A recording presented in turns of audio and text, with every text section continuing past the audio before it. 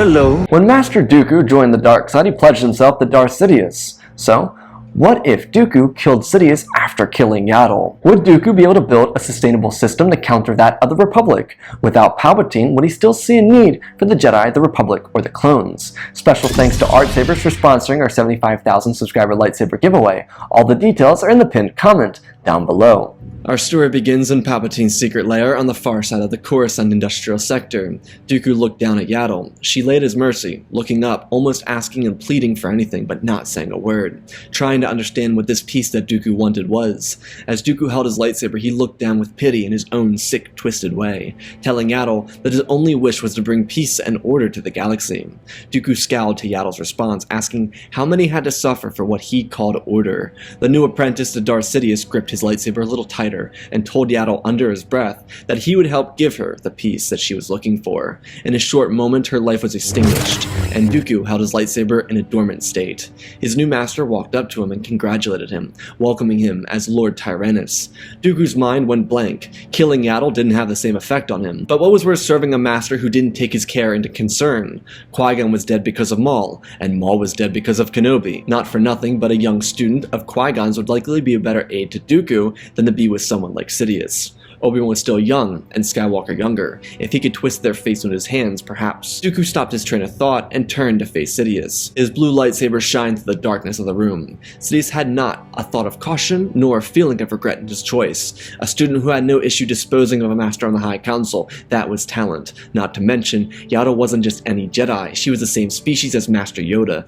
Sidious's rival avatar in the Force. He grinned, stepping forward. Dooku didn't hesitate for a moment as he drove his blade forward, slashing through the uppermost part of Sidious's bicep. Dooku moved in quickly, but Sidious was the Dark Lord of the Sith, retrieving two blades in the blink of an eye and defending himself. He was incredibly disappointed, but maybe he should have expected no less for a Jedi. Sidious would kill Dooku and set his sights on the only Jedi worthy of his cause, Skywalker. Aside from him, their religion would be extinguished. There would be no mercy, and that much Sidious was aware of. The Sith Lord exchanged blows with the former Jedi, though there was one thing Dooku had as an advantage, and even Sidious knew it. There were few duelists every generation that could prove to be so powerful, and there were even fewer that could stand up to the skill that Sidious emitted.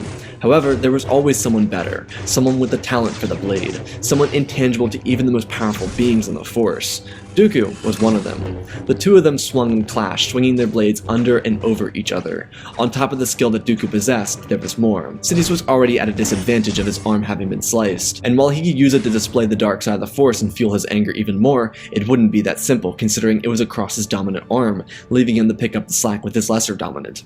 Sidious flipped backwards, putting space between him and Dooku. The former Jedi started forward, his boots clapping the bottom of the hall, echoing in the chambers and silenced by the screeching sound of lightsabers, colliding again, as they spun his blades around in front of him, kicking up sparks before colliding once more with Dooku. Their blades moved across the hall, and just as Sidious believed he secured his advantage back, it was swept out from under him.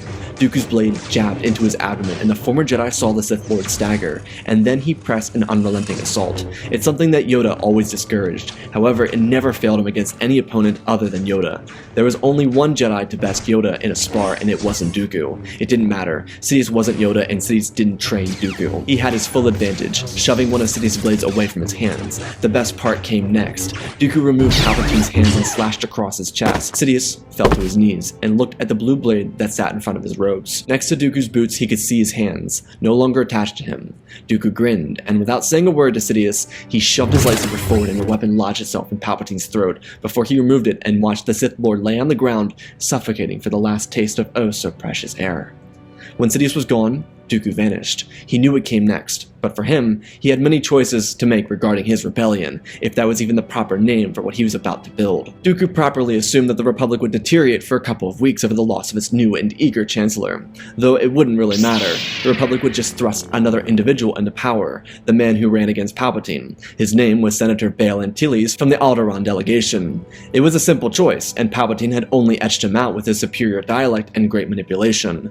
No one really wanted to run for Chancellor against Antilles anyways, considering Ring Valorum was removed with a vote of no confidence, and a few short days after that, Palpatine disappeared, and along with him, 2 Jedi Masters, one of which having been on the High Council.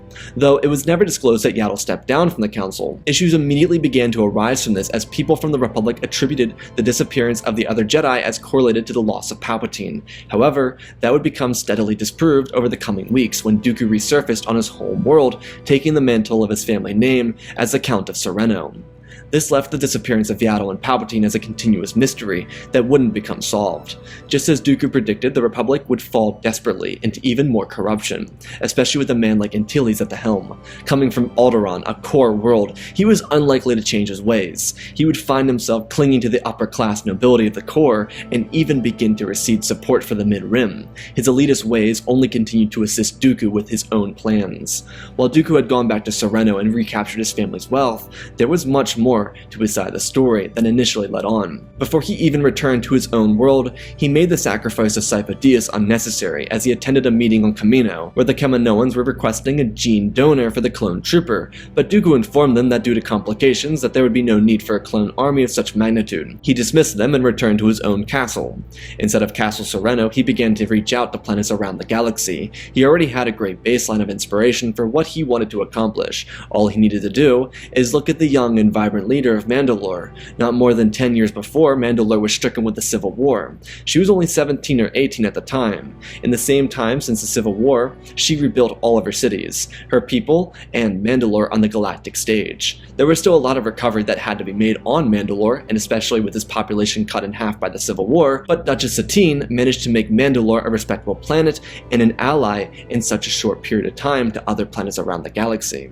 Though ironically, as inspiring as her ascension to power was, Dooku didn't like her. She wouldn't be important to his plans, rather she would likely sit in the way of what he wanted to accomplish. But being that Mandalore distanced themselves from the Republic, maybe she wouldn't be as big of a problem as he potentially feared. Regardless, Dooku's plans were thrown into fruition as he began hosting the greatest upper-class parties seen in the galaxy. However, they didn't invite people from the core. He held these great parties within his castle, but also another location, a planet that would also garner him plenty of support, especially from the crowd he wanted support from. Dooku would host great balls on Canto Bight, taking the entire city and renting it out not just to a few donors, but senators, politicians, arms dealers, members of various corporate groups. It was a stroke of genius, and the galaxy wasn't ready for it. Of course, no one other than himself was privy to his plans. These donors all saw Count Dooku as an eccentric, smart, but maybe a little bent in the head man.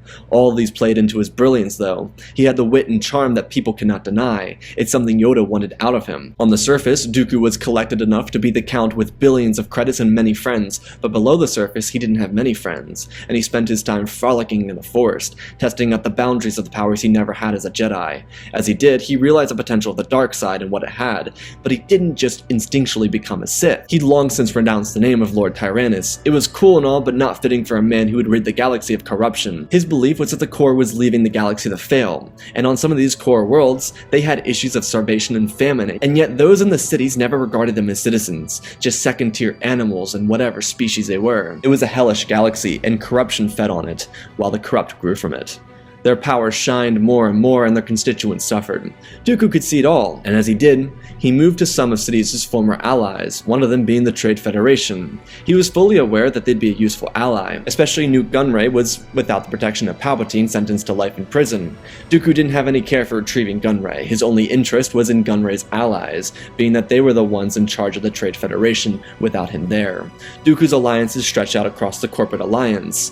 These were powerhouses in the galaxy. They contributed greatly, and with them as allies, Dooku could construct a full army, one that would overbear anything the Republic or the Jedi had. When the meetings first started, Dooku immediately realized all he had to do was show up. They were sold. That was down without even a little bit of charm or wit. His outlook on the galaxy had won them over, and when he sat down at the table in front of them, he had won them all over. It was quite simple. For the first 3 years since he abandoned the Jedi Order, everything was going to plan. That was, of course, until something happened within the Republic without his planning. The Republic itself divided. Chancellor Antilles wasn't quite the best fit for leadership, and with old values stretching back to the core loyalty, the galaxy paid for it. The people of the Mid-Rim didn't care for it, and the people of the Outer Rim, albeit with little representation inside the core, wasn't having it either. With pirates, slavers, Hutts, and a lot of them ruling and controlling the poorest planets in the Outer Rim. People were sick of it, and without the delicate, manipulative voice of Palpatine, the Republic crumbled from the inside out. The Jedi in the 3 years were tossed into the blame for the disappearance of Palpatine. As things go, rumors surface, tales are told, but none of them were ever accurate. Some people rumored that Palpatine couldn't handle the pressures and ran away. Other accounts of such rumor were much more grim. However, none of them got as far as one ancient religion dying at the hands of a former Jedi, now one of the wealthiest men in the galaxy. That was a far-fetched even for the tabloids. Anyways, who could care with people now focusing on the destruction of the Galactic Republic? Seeing smoke in the water, Dooku could only play the game some more. He slithered like a snake and wove himself into a coalition of systems that believed the Republic inadequate to serve the galaxy. Though both he and the coalition knew the truth, they weren't yet formed enough to be a threat to the Republic. But that's where Dooku knew they were wrong. Civil war loomed in the capital of the galaxy, and only a third power could ascend with such fallacies in a fractured system. The dissension inside the Republic started with a simple twisting of the dagger, and with one fell swoop, it all vanished. 1,000 years of democracy crumbled in the blink of an eye. To make matters worse, the Jedi tried to intervene as a means to assist, and it only divided the Senate more. This led to a fallout, and eventually Republic troopers from different core worlds were ushered to Coruscant, and a skirmish began. Mostly, it was unknown, the mystery of who fired the first shot. The delegation of the Chancellor from Alderaan brought many troops. This carried on to the other pivotal core worlds such as Vardos, Anaxes, and Chandrilia. They were all brought in by nervous senators. The Senate Guard tried to maintain everything, but they were overrun as elite guards from each of the corresponding core worlds began to pick a war with each other. In the midst of a chaotic outbreak from the Senate, a round was fired, a shot that stoked the flame of a fallen republic. Did it fall in the words of a chancellor demanding his guards to fire? Did it come from the sounds of loud banging in the halls, leaving an untraceable echo that could have been a blaster? Or simply a trigger-happy kid trying to make a way up in the galaxy? No one knew, but the chaos that followed was known galaxy-wide within hours. Dooku saw his moment and rallied the corporate alliances, all of them believing in a system that Dooku suggested, and they mounted up, but didn't leave, waiting ever so patiently to see what happened next, to see who fired the first shot, or what would cripple the Republic faster. The casualty rate from the Senate building began to climb. Originally it was small, but then names of senators started popping up. The public immediately turned on Alderaan, but the Chancellor was nowhere to be seen. His entire guard was seemingly slain. So could it have really been Chancellor Antilles who did this? The only guard that remained was the Vardos Elite Guard, which was to be expected, considering they were trained to be some of the finest men and women in the Republic. Maybe it was them. Dooku watched like a ravaged animal, keeping up to date with the separatist government as they gathered late night to watch the chaos ensuing on Coruscant. It couldn't get any worse, could it? The thoughts and the sounds of curiosity beckoned through the halls on Raxus, while in Castle Sereno, a scowl turned into a prestigious smile. It couldn't get any better, could it? Dooku's thoughts ravaged on, but it could get easier. In the chaos, the Jedi arrived, trying to be heroic, and they arrived with their lightsabers drawn. The news coverage of the event could only see the smoke bellowing out of the landing platforms, but when the Jedi arrived, their lightsabers cut through the smoke, many blue and green amongst the several yellow. There was also the sight of a purple one too. This outraged people more, believing the Jedi had just staged a coup against the Republic. Dooku watched with the utmost attention as flagships from the sector fleets descended onto Coruscant, some of them with the colors of respective worlds. There'd been no need for a Republic military, but each planet had a militia and military services. It was a useful job for some of the youth who wanted more rigorous training, but of course, there was no purpose in joining aside from the afterward benefits. The irony is all these kids who signed up never thought they'd see combat, that is until their senators told them to take aim at the Jedi. Those who weren't killed in the initial skirmish requested reinforcements, and as the day went on, more fleets arrived, and with all the fleets arriving, it only got worse. Or was it better? All a matter of perception. The Jedi were targeted for sedition against the Republic. Was it true? No one cared. They needed someone to blame, and with the Chancellor gone, who else but a cynical group of ancient religious fanatics who carried glowing weapons that could cut through walls? Dooku could see this in a way playing out bad for him, but he'd since renounced his ways to the Jedi. On Coruscant, it only continued further as the Jedi watched their temple fall apart into a bundle of smoke and debris. Their fight fell into shambles. Some were killed, some ran away. Others turned to darkness. While not every Jedi was inside the temple, those around the galaxy could feel it, and the Order had fallen. It was because of the Republic fleets. That didn't matter in Dooku's mind. 2 birds with 1 stone, and he didn't even have to do anything but host parties and balls for 3 years. It was brilliant, and what made him love it even more was how under Palpatine's cautious and calculated plan, none of it would have ever occurred. It was hilarious, and it made a fool of old man Palpatine. Though he couldn't have known that his former opponent Antilles could have done so much damage to the Republic in 3 short years. Dooku waited patiently. He had to be seen as a liberator, not an agitator. They were both severely different things, so he couldn't let anyone think anything nothing else of his actions aside from how he simply wanted to help. He waited, and the siege at the Galactic Senate continued for hours. On Raxus, people slept in their Senate chambers, with the news of the events playing out over holograms in front of the Senate individuals serving inside the Confederacy Senate. After 12 hours, Dooku saw the window of opportunity. Though it wasn't happening in the moment, it was a vision in the Force. The fleets of the Trade Federation, Techno-Union, and their allies would arrive and be seen as liberators. The Battle of Coruscant wouldn't be there yet. It would take time, and Dooku was cynical enough to wait him out. He could see it. The battle inside the Senate building had only stretched out across the city, and the skyscrapers began tumbling. When Dooku returned to the present, he informed the fleets to move to the core. Not to any of the core worlds, rather a backdoor route to the planet that was highly unused. It was information given to him by Palpatine back when they first started talking. Only Jedi knew of it, and it proved to Dooku that Sidious was more than just a voice to talk about whatever or whatnot. No matter, Dooku prepared, and then he informed the people of Raxus what he would do. They understood, and they believed in him. Of course they did. It didn't take long. For the people on Coruscant, it felt like weeks. Instead, it was several hours. And when they thought it could only end, the Trade Federation fleet showed up. Massive cruisers and capital ships that could have absolutely had no issue crushing the small Republic vessels that stood in their way. The ships entered the atmosphere, and the fight ceased between the core world vessels floating over Coruscant City. From one of the Lucre Hulks, a ship descended to the chaos on the Senate grounds and poured out several B-1 battle droids, wrecking through the survivors, still fighting, sparing no one in the way. The coverage of the siege was still blurry, but as it happened, viewers could tell that it was over. Another vessel climbed out of the sky, and his presence changed the entire perspective of what was happening. Out from it came Dooku, surrounded by 8 Magna Guards. There were a few Jedi that survived anything on Coruscant, and here there were 2 Jedi in the Senate grounds.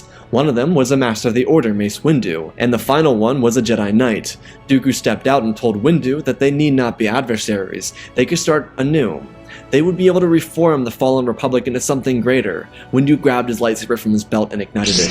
Dooku shook his head disapprovingly and grabbed his own weapon, telling the Magna Guards to capture the Knight. Maybe she wouldn't have to die, while the B-1s descended deeper into the Senate building to wipe out their opponents. Dooku and his former friend, Mace, collided in battle. Both of these duelists were superior, but Dooku knew one thing about Mace that would allow himself to etch out the Jedi Master. Windu thrived off an opponent's ability to use the dark side of the Force. If Dooku refrained from using the all-powerful ally he now had, then he would be able to defeat Windu. Their blades clashed, and it was remarkable. Through the smoke, over bodies, and droids strewn about, it was chaos. Windu was already at a disadvantage, having spent so many hours in the siege, his face covered in ash and soot. But Dooku didn't care. He couldn't. His mandate was to peace and order in the galaxy, and the Jedi, just as much as the Republic, were not a part of that. One would assume Dooku would lose touch without 3 years inside the Jedi Order, but he only became better as a duelist, and this surprised Windu, as he tried his best to hold his own against his former friend. For Mace, it only got worse, as he was distracted by a grouping of Republic troopers getting ambushed by B-1s. It was the Chancellor. He disappeared in the chaos, and now he was found. Dooku grinned, taking advantage of this and driving his blade through Windu's knee and slashing up across his chest, instantly killing him. Dooku followed his droids into the room. The B-1s slaughtered the rest of the Alderaanian Guard. Dooku then got his hands on the Chancellor and dragged him out by the collar like a disobedient child. Dooku dragged the man to the center of the Senate hallway and requested the Magna Guards to bring the Knight too. She decided against joining Dooku after being overwhelmed by the 8 droids. He looked down shamefully at her, so young with so much potential, all wasted away. It wasn't her fault, it was the Jedi. Their religion was an indoctrination, and very few could escape it. Dooku believed that Qui-Gon would have supported him, but who knows or cares? He was gone.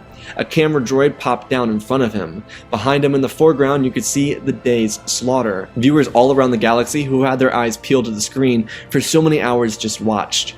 Dooku stood valiantly, like a liberator and a hero.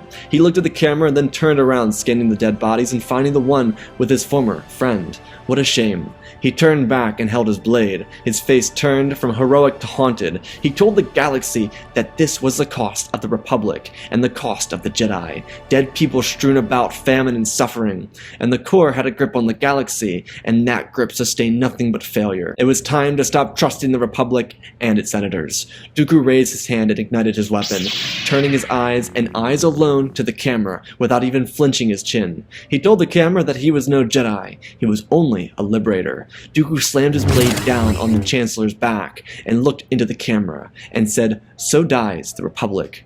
Dooku turned over to the young woman and followed in the same footsteps, turning to the camera and saying, "So dies the Jedi." It was brutal, but it had a point. He stood straight up and he deignited his weapon, telling the galaxy that he would stay and stop the Civil War, and if it wasn't appreciated, then he would allow the Republic to fall, so that the Confederacy of independent systems could rise in its place.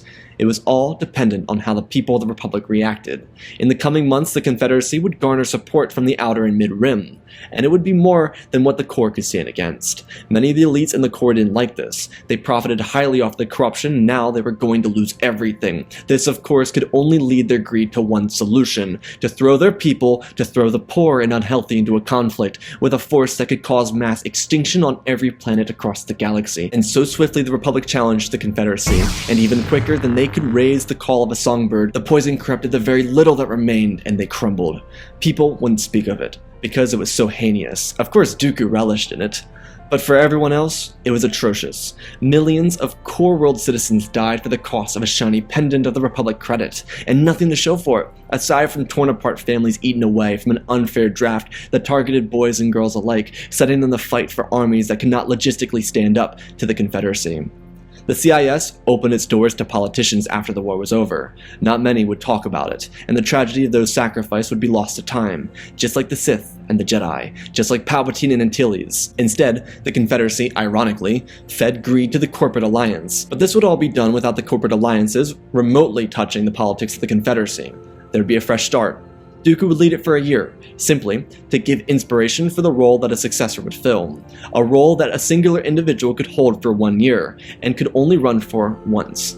1 year in office, 1 term.